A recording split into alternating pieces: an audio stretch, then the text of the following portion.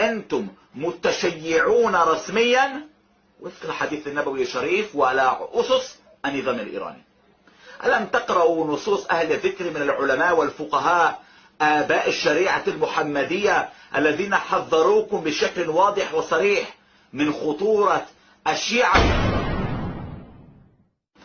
إذ قال مجدد الدعوة السلفية الإمام محمد بن عبد الوهاب عن خطورة أهل البدعة على الدين الإسلامي، فقال: فانظر إلى كلام هذا الملحد تجده من كلام الرافضة، فأولئك أشد ضررا على الدين من اليهود والنصارى. ألا ترون خطورة الإيرانيين عليكم من خلال هذا القول؟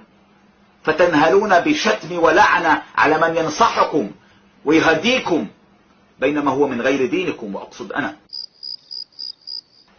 كما قال شيخ الإسلام ابن تيمية في منهاج السنة مفسرا الخطر الشيعي كما سماه على السنة، وأنا أجده مناسبا للخطر الإيراني على المنطقة هذه الأيام، خطر فيلق القدس الإيراني الإرهابي، خطر النظام الإيراني. فقال: وعلم أن أصلهم ومادتهم منافقون